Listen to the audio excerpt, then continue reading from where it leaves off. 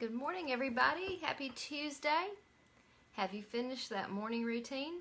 I'm dressed down to the shoes. I've had my exercise this morning. I know what's for dinner tonight, and I know what's on my calendar today. So I've moved quickly through that morning routine. I've had several comments from people who've struggled getting through their routines. A lot of you have interruptions. You have small children at home. It's hard to get through your routines. And if you just use a timer, write them down so you know what you need to do, just get it done. It doesn't need to be complicated or long. Good morning, Mary. Great to see you today. We're having a rainy, humid morning here in North Carolina. When I was out running, it was about 70 degrees and 100% humidity with fog and then light rain. So it was a pretty yucky morning out there. So I'm glad I've got the exercise thing done for the day and I can enjoy being inside now because we're going to have some thunderstorms coming through here shortly. Good morning, Donna. Great to see you. This morning on the blog, I wrote about decluttering in an area that some of us have neglected, and that is the drawer that has our socks, pantyhose, underwear, bras, all these things with elastic. Over time, elastic becomes brittle, it breaks, and yet we still have things down in the bottom of that drawer that have long past shot their elastic. And there's nothing worse than putting on a pair of underwear or a bra when your elastic is shot. And if you put on a pair of pantyhose, if you still wear those. I know a lot of us don't, but I keep a few pair on hand for those times when I might need to dress up and wear a pair of pantyhose. But if you pull those pantyhose on and the elastic's shot, you're going to have issues. There's nothing worse than walking and having those things slide down. So today I want you to spend 5, 10, 15 minutes decluttering the drawer that holds these things. Take you a black trash bag. Give yourself permission to throw away those bras that don't fit right, that hurt, that rub, that are uncomfortable, and dig in. Yes, you probably paid a lot of money for it. And I want you to let go of the guilt because you're not wearing them anyway. And if you do wear one of them, you're suffering. If you just allow yourself to have 1 or 2 good quality bras that fit well, that feel comfortable, you don't need a whole drawer full of the ones that don't. So give yourself permission to just let that stuff go. I know after you have a baby and you've nursed, the temptation is to hang on to those maternity things. You hang on to that maternity underwear and the nursing bras because they're comfortable. Let them go. If you're not pregnant right now and you're not nursing, you can let those things go. I know they feel really good, but you don't need them anymore. If you are like I am and you put these things off, just declutter now. Make a list of what you need to look for. In August, you'll see a lot of back to school sales. They do back to school sales on clothes and underclothes. Get you some new bras, new underwear, and new socks next month when they go on sale. But clean out this month so you've got room for them and you know what you need. If you've got a basket of mismatched socks that have been hanging around for a while, I want you to let go. Have a sock matching party today. For us, it's a rainy, yucky day outside anyway, so we can flip on a TV show, a movie, and then match up socks. Have a competition, see who can do the most. But if you run across socks with holes in it or the elastic shot, toss them. Keep a few for rags, that's fine, but don't keep a whole basket full.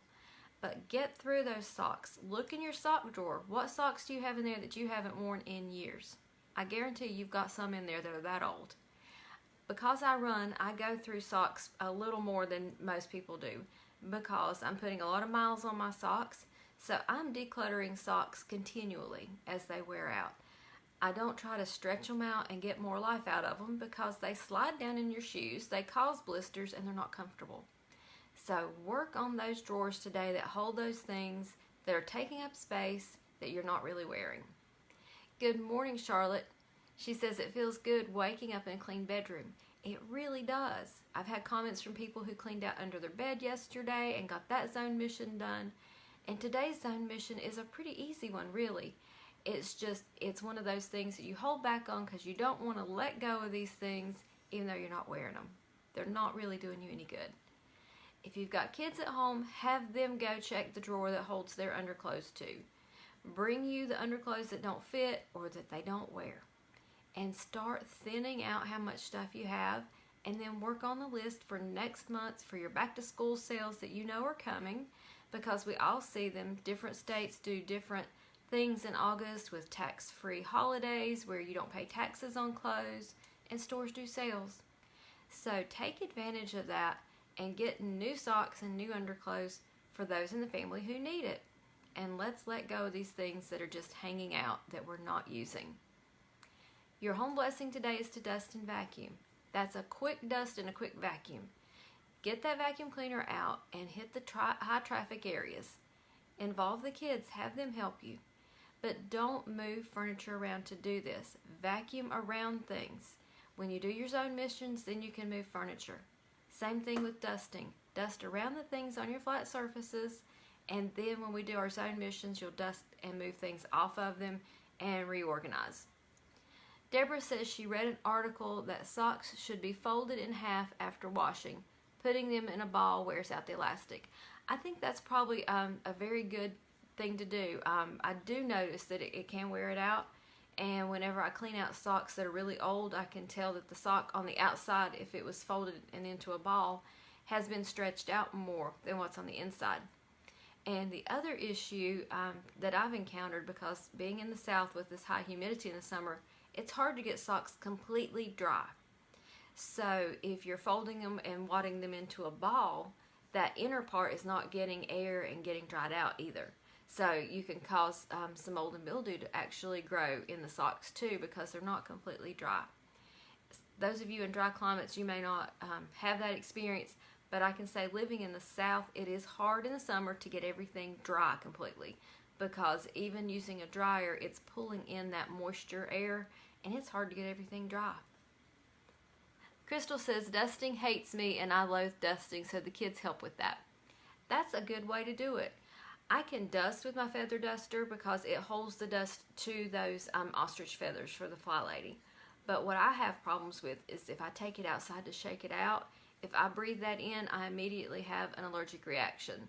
So I've learned to just let the boys take my duster out and shake it out. I can dust, I just can't deal with shaking it and having loose dust flying around me even outside.